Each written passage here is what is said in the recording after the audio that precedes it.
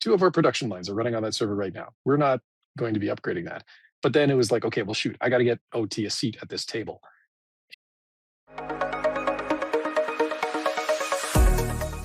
Welcome to the Industrial Cybersecurity Insider. In each episode, we dive into the world of industrial cybersecurity.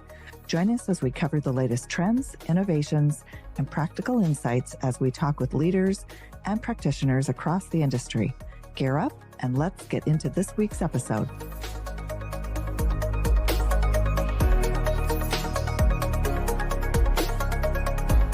Hi, welcome back, everybody. I got a good one for you today. Today, I'm joined with Ken Kully from Rockwell Automation, and we're going to kick off a two-part conversation on some challenges regarding OT cybersecurity. So, Ken, welcome to the show.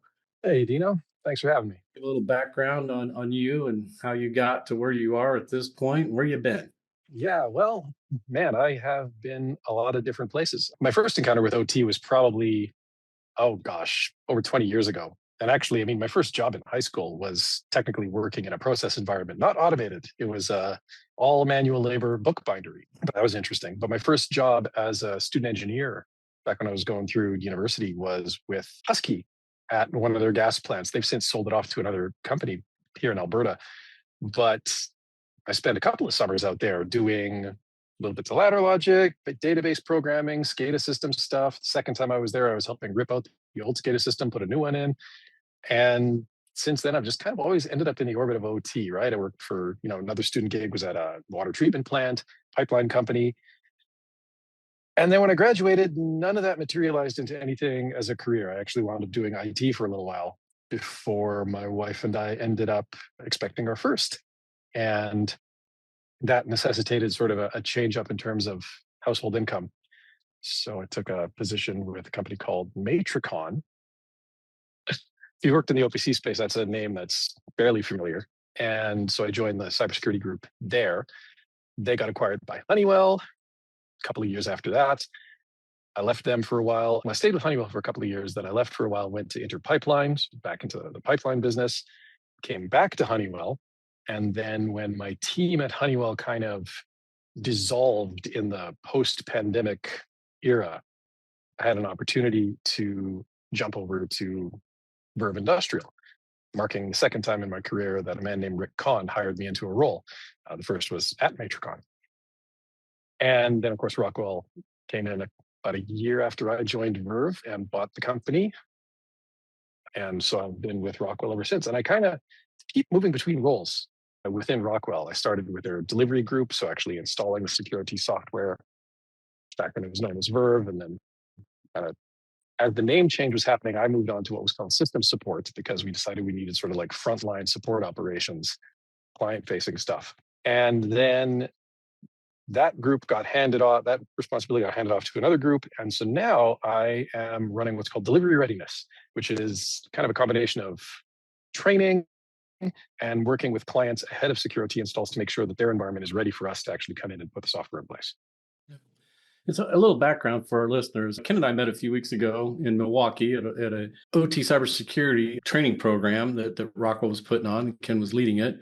I'm actually an ex-Rockwell guy myself. I worked for Rockwell back in the teens, from the 2015 to 2018 timeframe, specifically working in the OT cybersecurity arena for them. Just to get everybody kind of up to speed on this connection and this relationship. And the topic we really want to talk about today is the Purdue Model. And as it outlived its usefulness, right? I have a perspective on it. And Ken reached out to me and said, we should talk about this. And so I just kind of want to open it up. Ken, I know you saw what I had written, and I would just like to get your view on that Purdue Model. And where do you think is it outlived its usefulness? Or is it going to be there for the foreseeable future? And I'll give you my perspective on that for the audience. I'm kind of two minds about it because on the one hand, the model itself is getting on in years. It's been around for, I can't even remember when it was first promulgated, right? Like it's been, yeah. And it sort of rose to, at least in my experience of OT, it sort of rose to prominence on the back of like NERC-CIP. There was one of the first major, at least in the US, government-backed regulatory requirement okay, you should be in this particular operational context implementing some fundamental cybersecurity principles. And network segmentation was one of those.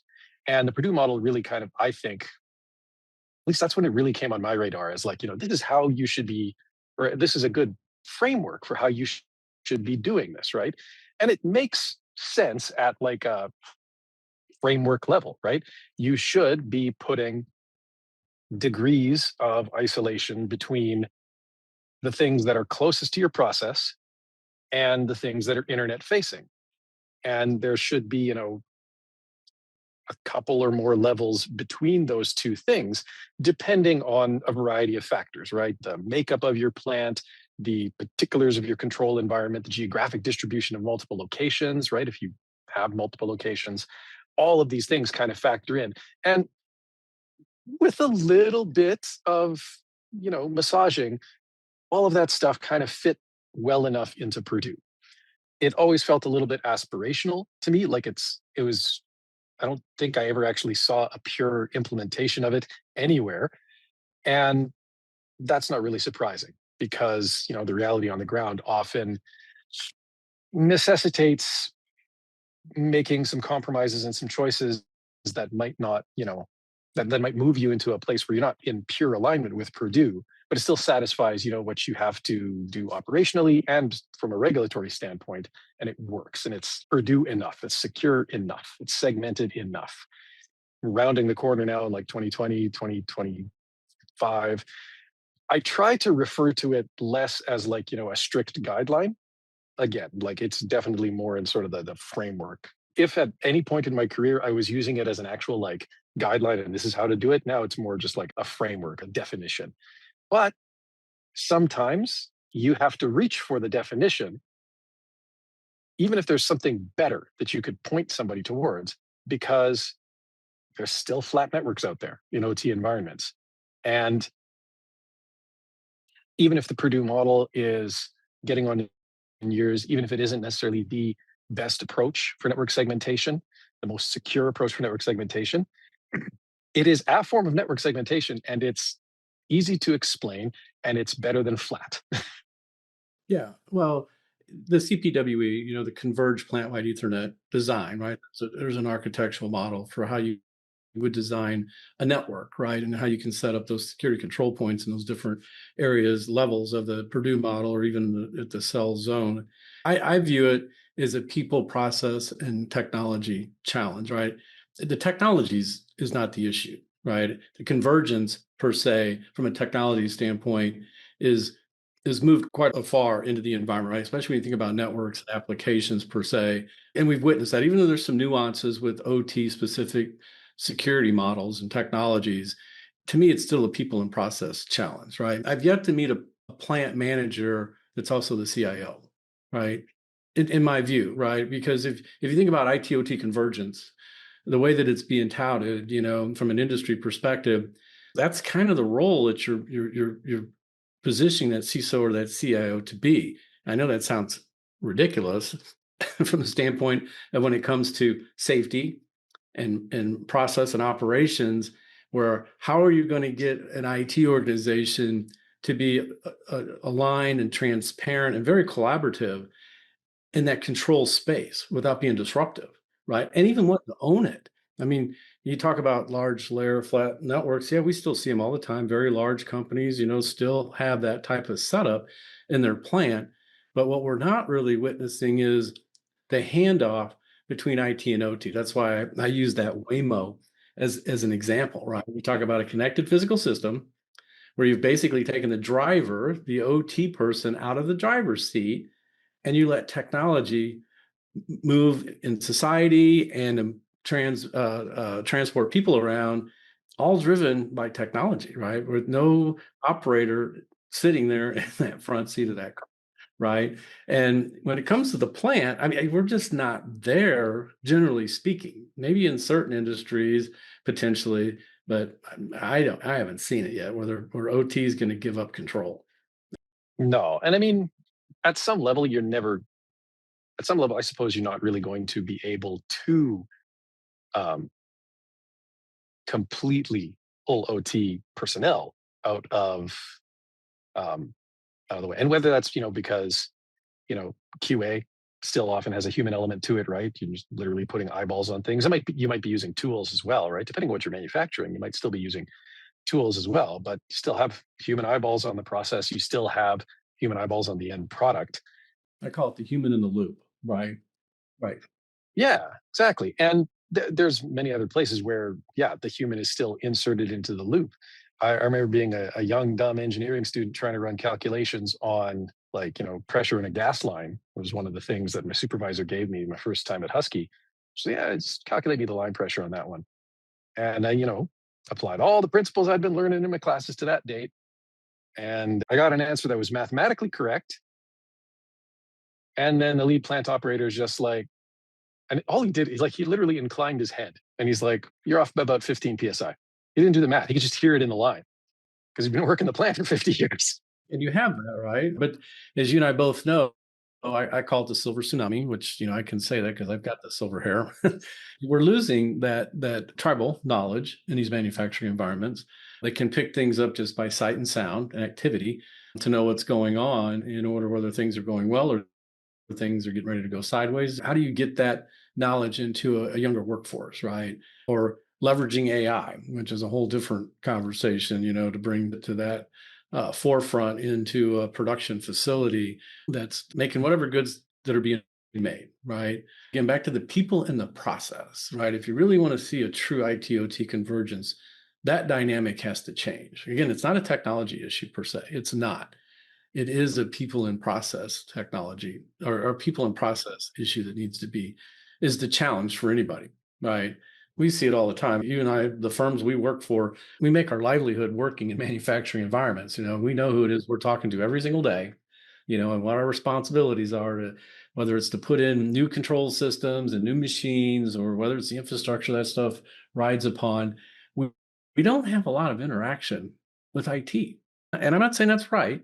It's just the nature of the beast, and I don't know how you change that dynamic, where CIOs and CISOs, the IT leadership, is tapping in to your organization and my organization to help them with whatever solutions and strategies they're pursuing inside these manufacturing environments, that whether it's to make them more secure and safe or also improve their operational efficiencies.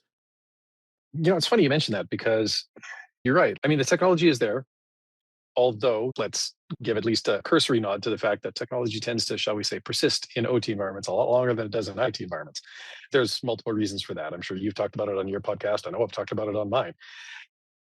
On the people and process side, it's funny because especially when I was at Honeywell, I often ended up in this, it's like the interpreter, right? Because you would have a company, whether it's a power plant, pulp mill, they're trying to do cybersecurity. And so there are standards they're trying to align with. There's audits and gap assessments and all of that good stuff that they're doing. And I'm the one that, is getting brought in because say it's a pulp mill running a Honeywell control system or a series of pulp mills, right? I'm the one who's getting brought in to, do those assessments and audits and then, deliver findings. And a lot of times it just comes down to interpreting between IT and OT. It's like watching my wife deal with the frustrations that she has to sometimes as she's a nurse. And the healthcare system here, the health board in Alberta, keep changing names. I can't remember what it's called right now. They did a whole bunch of overhauls to how they do staffing scheduling. Whereas before it was entirely phone based. She'd have to call in if she wanted to book a shift, they'd call her. Then it became well, you could go to this portal and then we could text you notifications when shifts are available. And now it's driven by two different apps and it's all hooked into their, Azure cloud, Microsoft authentication, blah, blah, blah, blah, blah. She's got me in the house. So I can sit down and be just okay, we do this here, then we jump to here, then we jump to here.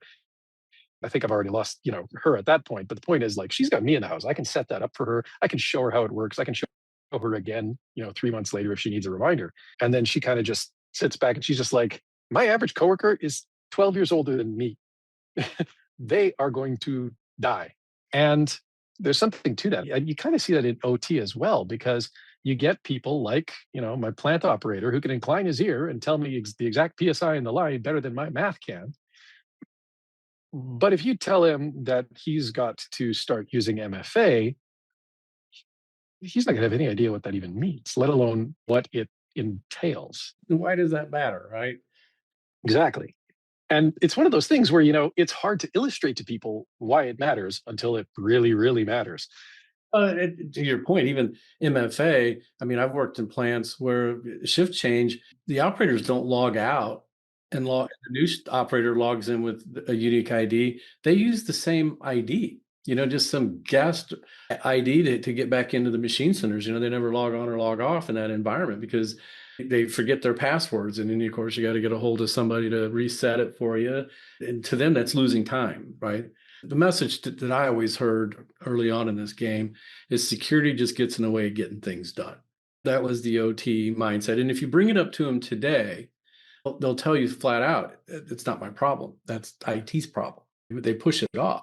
And, to me, the narrative needs to flip. And this is where I think our ecosystem, the OT ecosystem, has to get better at this, right? Meaning we have to grow and mature and start bringing in, just like we did with safety around machines, we've got to start developing, designing security solutions and technologies into these machines that carry through. And, and if you're really working well with IT, you can give them the hooks that they need to get the information they need for compliance and risk and auditing, to get the asset inventory, to get the risk and vulnerability, just so that they have a way of tracking and measuring it on their end. Not that they're necessarily going to do anything about it. They can lightly nudge in certain areas where you might want to think about spending capital in the next year or two to get rid of these 20-year-old control systems you got, right?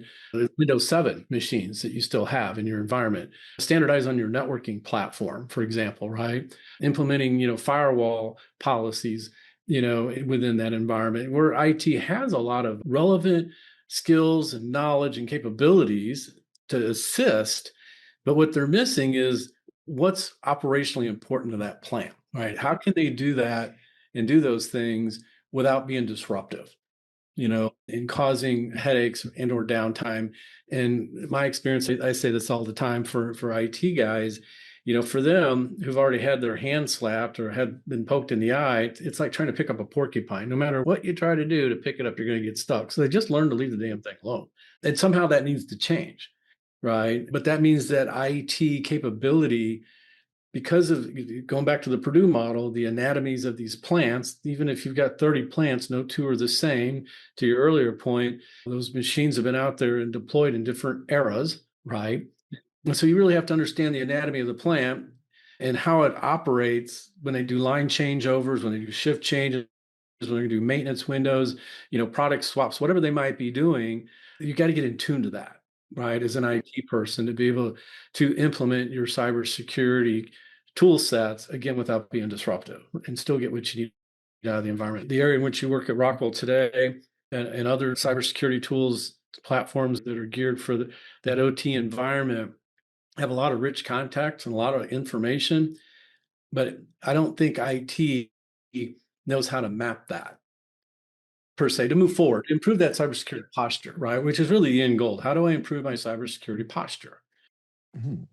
That's something I've talked about on my cast before. I'm sure you have too, right? And I mean, you've mentioned it a couple of times already. You've got that old box over there. Maybe it's running Windows 7. I almost chuckled because I've seen older, much older, but it's hooked up to something that's, making a lot of money, right? That paper machine over there. Well, I mean, yeah, technically that's a Windows 98 box hooked up to it, but we got a contract with like two major American news magazines. This is the only paper in the world they're willing to use. Our downtime is measured in zeros because they want their paper. And it's, a massive legal headache to do anything because, okay, cool. Yeah, that paper machine vendor, I don't think they exist anymore. So it's not like we can just call them up and say, hey, do you got anything that like runs on server 2022 these days? They don't exist. It's a complete replace capital project. That's how many months of downtime, how many months that, these major magazines are not getting the paper, the only paper they're willing to print on, but they're going to find a new supplier. Or there's going to be some significant legal penalties attached to that, right? It's things like that. And then on the flip side, too, you talk about being sensitive to downtime. I can remember a couple of times in my Honeywell days when it was one of those cases where we had some critical changes that needed to be made. This was like a regulatory thing, compliance thing. They were facing fines, and we were just waiting on an outage. And you get the call, and it's like, you have 36 hours. It's like, dude, I'm not even in the same country right now.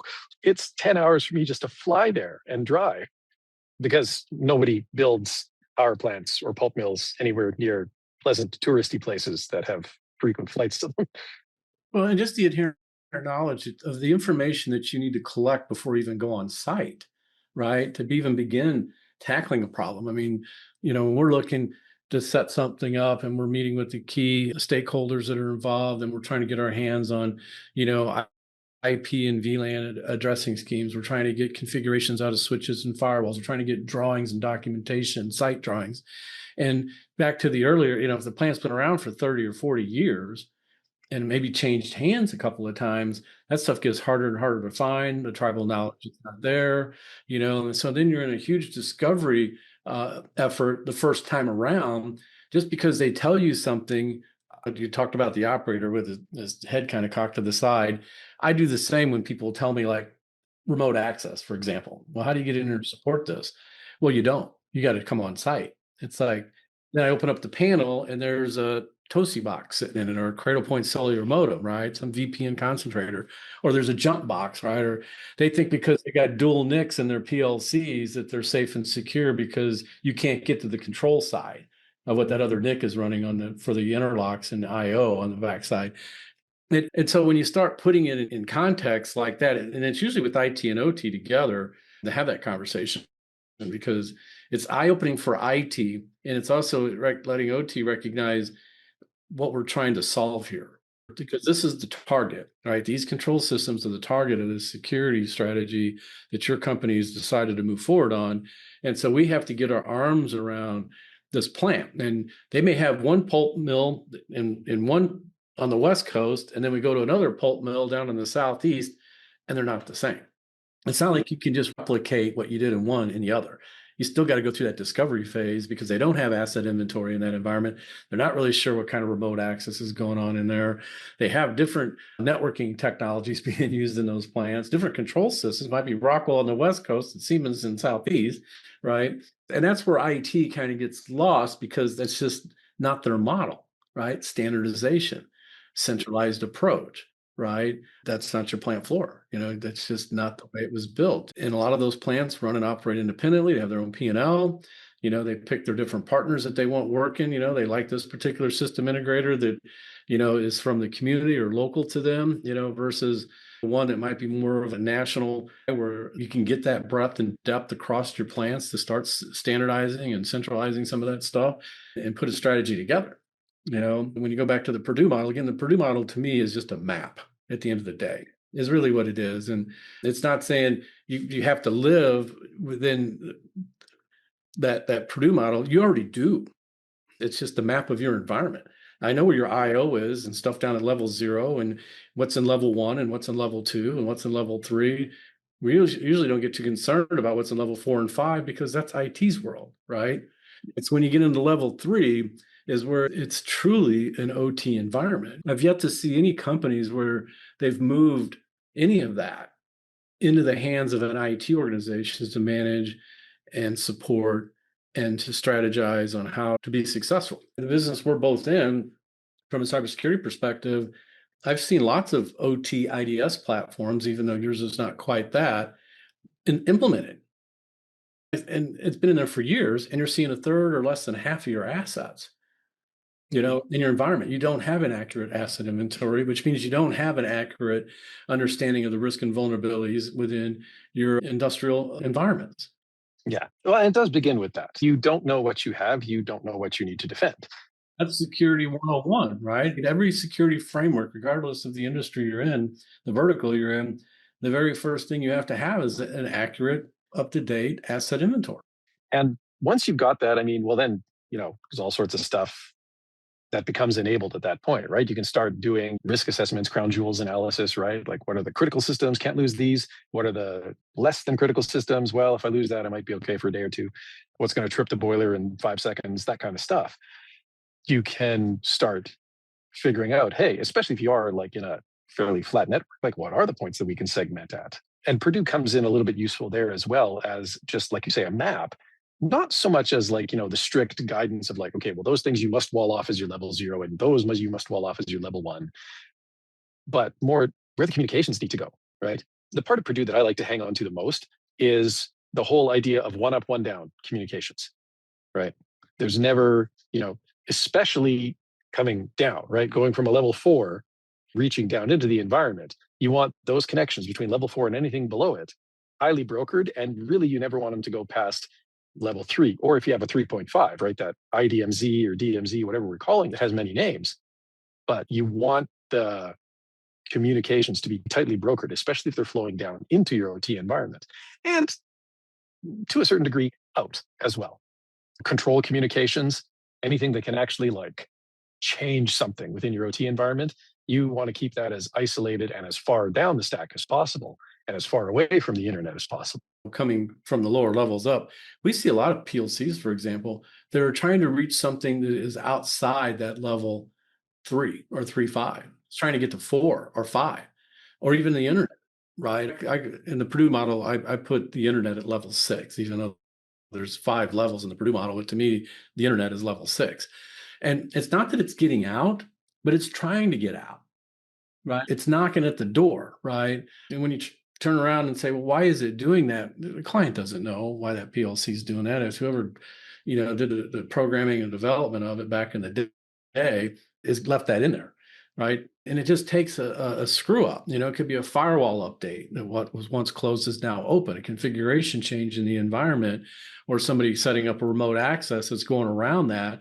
And all of a sudden now that PLC is able to get up and out into, to be sending a signal all the way up into the internet or into the enterprise, right? And we see that all the time.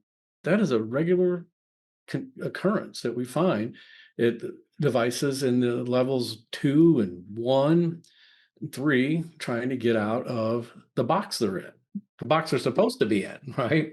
Right.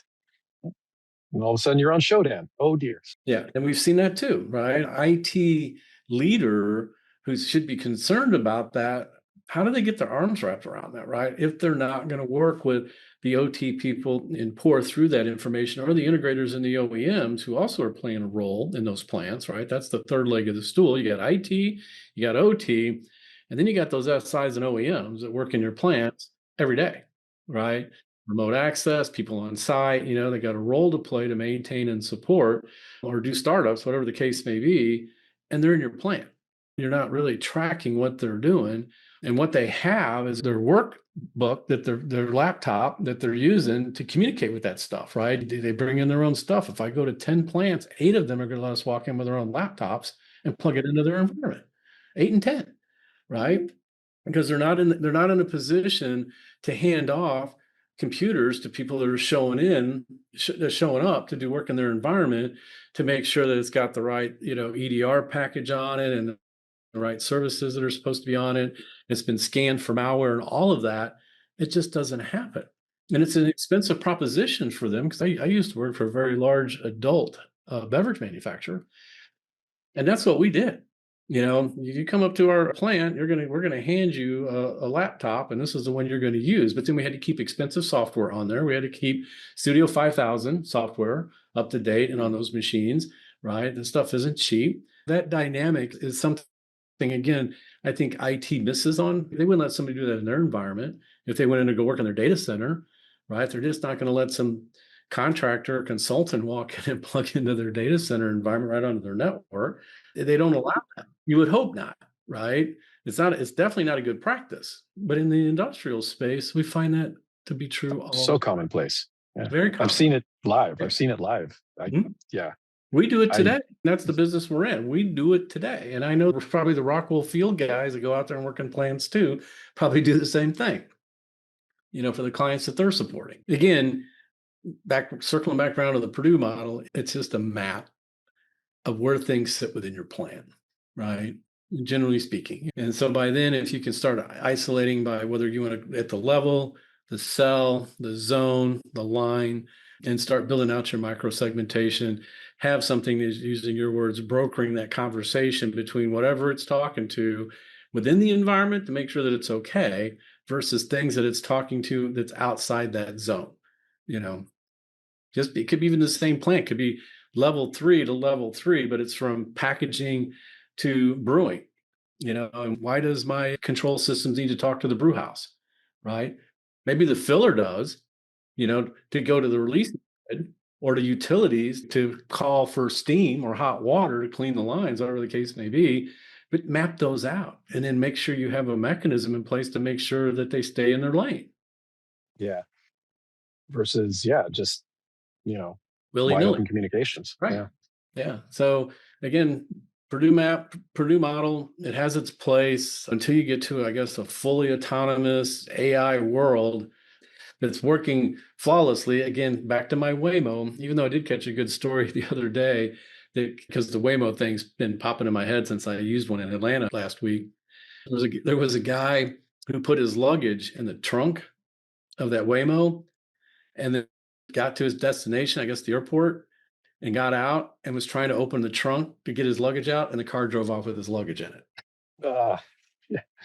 Sorry, sir, your session has ended. I'm on to my next customer now. Again, there's still goofy things that can happen, but that seems like, okay, I don't want to call it harmless because the passenger, obviously, it was problematic for him. But on a plant floor, downtime at 100 grand an hour, or damaging a piece of equipment, or having to sewer a batch of beer or destroy product because of things just didn't work out right. No human in the loop to catch it before it got too far out of control. It's amazing how quickly those sorts of errors add up to more than anybody who could be deemed responsible makes in a year. Right. Exactly. Right. My position is I don't think IT wants to own that, Ken. That's my belief is they don't want to be on the hook for things like that. They just don't.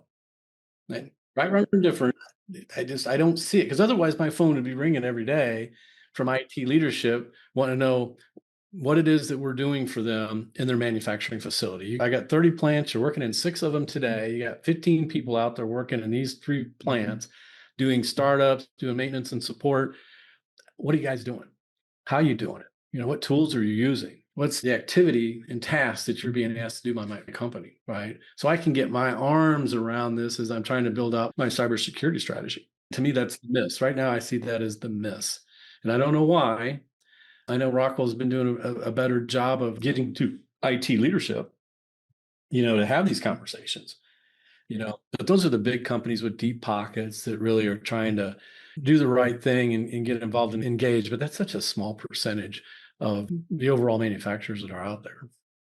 When I was at that pipeline company I mentioned, they had no OT cybersecurity program whatsoever. Because I'd come from Honeywell, ICS role. Technically, I was not in an ICS facing role at this pipeline company, but I just started building what I could, right? It's like, oh, here's an old server. Well, you know what? I'll throw something on here and I can at least start like inventorying the network and watching for stuff, right? Just do what you can, right? Here's an old workstation. Well, maybe I'll like get licenses for 3 different antivirus softwares. And then like, if someone wants to bring media into the environment, cool. You got to pass all my tests, right?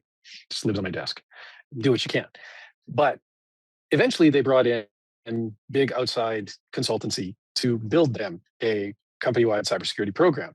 And they were about 6 months into that process. And all of a sudden the consultants start showing up with like clipboards and taking notes in the control system and started putting like tape on the servers. Like, okay, well, we need to upgrade this. We need to upgrade this. We need to upgrade this. And, I was doing some switch maintenance. It's like, what are you doing? What's going on here?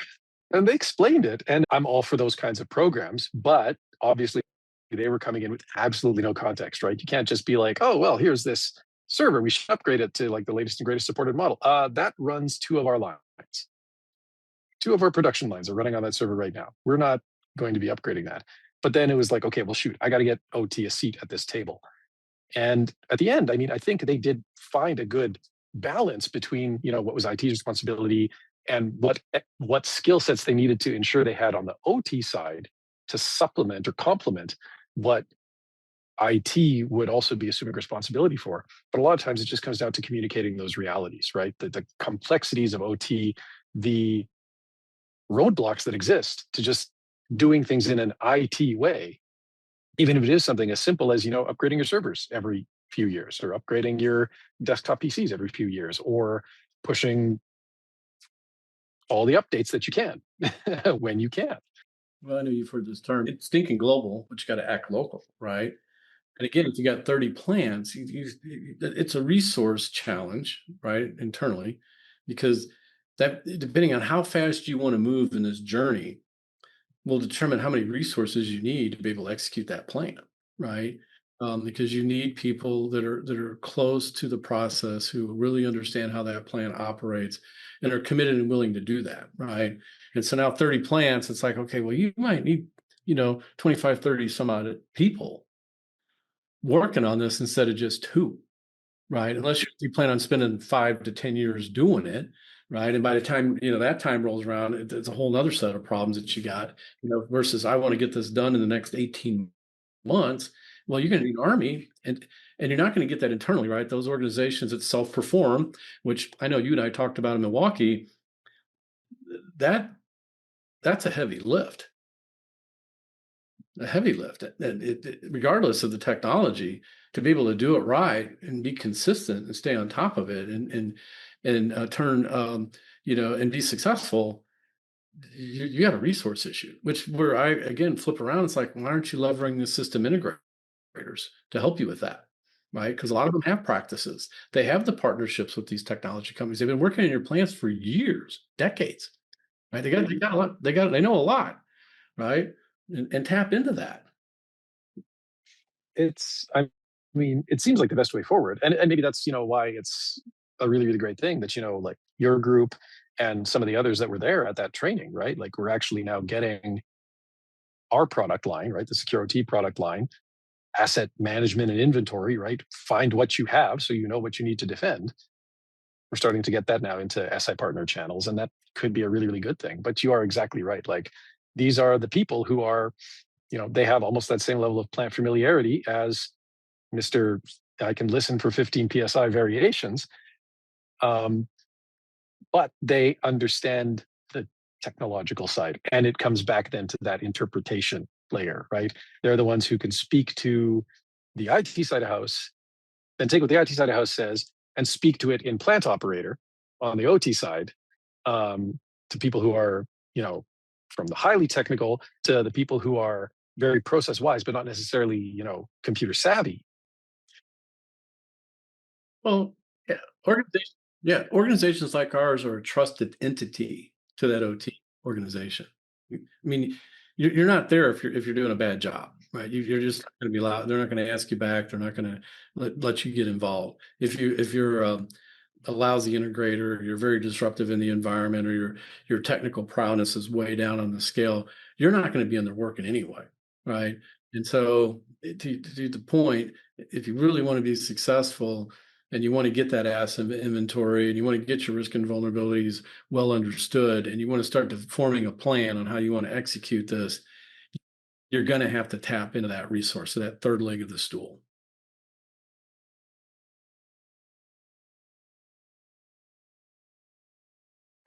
Yeah, we are.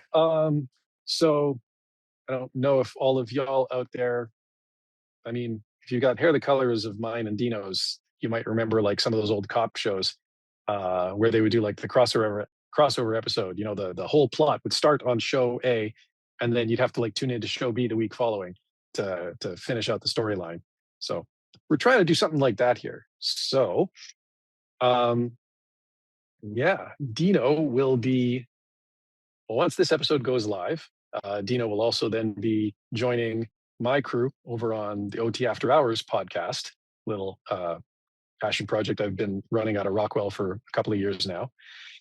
And we're going to keep this conversation going because, clearly there's a lot more here to unpack. Yeah. I think I don't know how many podcasts are actually on at the level that we're talking about. I mean, there's consulting related, the big broad brush stroke. It's like the consulting companies. this is what you should do. And you spend a lot of money to get a not even a playbook, but just, yeah, you need to find an OT IDS, fill in the blank, to help you get a better idea of how to improve your cybersecurity posture, right? The question is how do you get that spinning tire on the road, right? Because a lot of companies out there, they'll sell you all the parts to build a car. But if you don't know how to build a car, you're not going to have transportation, right? And that's what I've witnessed with a lot of clients that try to self-perform, bought these tools through IT channels, generally speaking, and and the stuff just it either never gets out of the box because the plant won't implement it, and they don't know how to force it down the plant's throat, or they'll get it into the plant and they'll capture 20, 30, 40% of their assets, maybe, in their platform.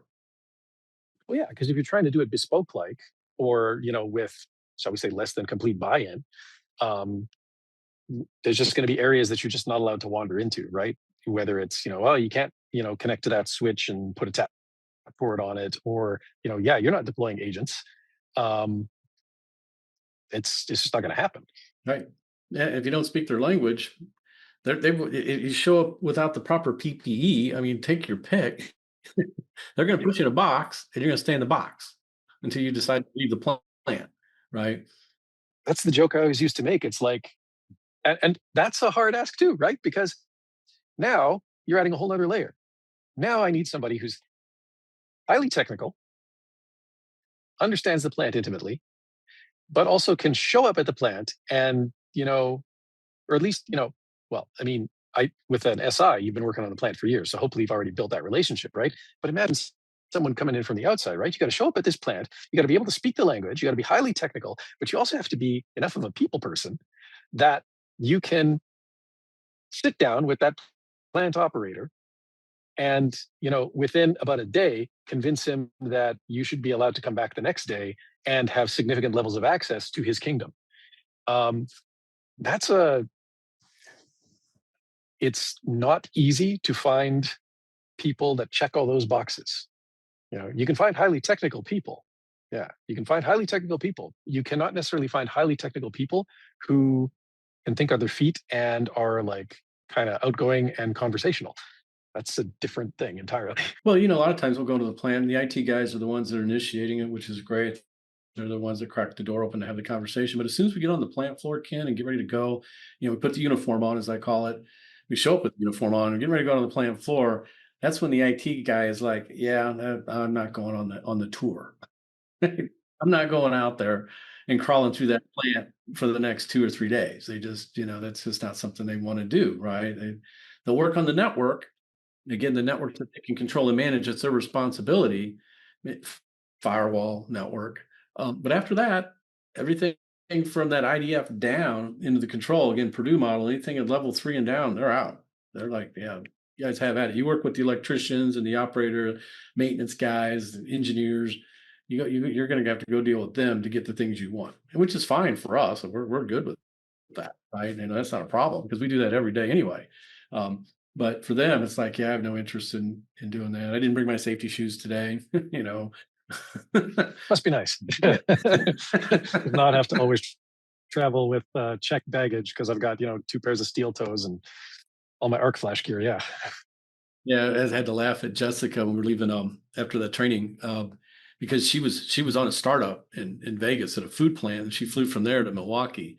And when we were leaving to go, because we traveled together to get to the airport, she had her hard hat, with the carabiner connected to her backpack, because she had her safety shoes in there. She had her hard hat with her, and that's how we travel when we go, because I don't want to ask the plant for anything, because some plant managers or the engineering team's like, you don't have your own stuff. They're not going to give it to you. So you're stuck, you can stay up on you can stay on the mezzanine or stay up there where the tourists hang out, but you're not coming down here. Right.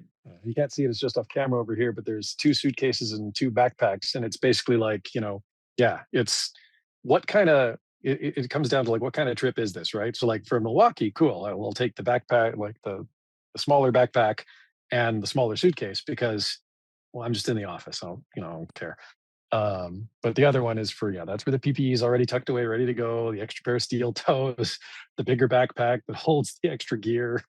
And it's, like Blue Ray said in the chat there, it's just how you roll, because where are you ending up, right? But being cognizant of that fact and being able to show up looking like you belong there can go a long way. It definitely goes a long way with those OT guys. Bringing them treats also helps. Find out what they like and bring them a little bit of that, the next day. It's good. Well, the other thing, and plant people are hard to get out of the plant. You just go on lunch or whatever, because it takes 30 minutes to get out of the plant, wherever it is you might be, to get, and then 30 minutes to go someplace to eat, because the plant's out in the middle of nowhere, and they can't be gone for 2 hours. So so I eat cafeterias and vending machines a lot at the plant. I think the best rapport I ever had with a plant ops guy, and it was a long project, but it was about Thursday of the first week, and he's walking us out, and he sees the rental car I'm driving, and it's I think it was like a Ford Edge, something like that, right? One of the earlier Ford crossovers, and he's looking at it and he's like, "Hey, which hotel you staying at?" I'm like, "It's this one." He's like, "Okay, I'll be there tomorrow morning. I'll meet you outside. Can I drive this thing?" I probably shouldn't have let him, because I don't think my employer's insurance, this was pre-Rockwell, so I figured statute of limitations probably fine on it. He didn't get into an accident anyways, but he had a daughter and she just had a kid, and he was looking to set her up with a vehicle, and he liked the look of the Edge. It was kind of low, it was wide, it handled well on the road, and so he's just like, "Think of a spin." So I let him drive us to the plant on Friday morning. But just things like that. We also figured out which restaurant in town was his favorite, so we went and had dinner there one night, and then we had way too much left over, so we just brought him lunch the next day. This was like his big Asian buffet place, or not buffet, but like big Asian place. Just order large trays of food to your table, but just things like that, right? Just finding those little human elements. And like you say, they can't always get off plant, but if you can bring a little humanity back to them, it goes a long way. Yeah, it does. All right. Well, so we'll meet up again, and this time we're going to flip the script, right? I'm going to head over to your podcast, right? So for our listeners, please review the show notes, and we'll catch you next time. Thanks for tuning in to the Industrial Cybersecurity Insider. To stay up to date with our latest episodes, be sure to click the follow or subscribe button now. And if you found this podcast helpful or have a topic you'd like us to discuss, please leave us a review or let us know. Thanks again for listening. See you next time.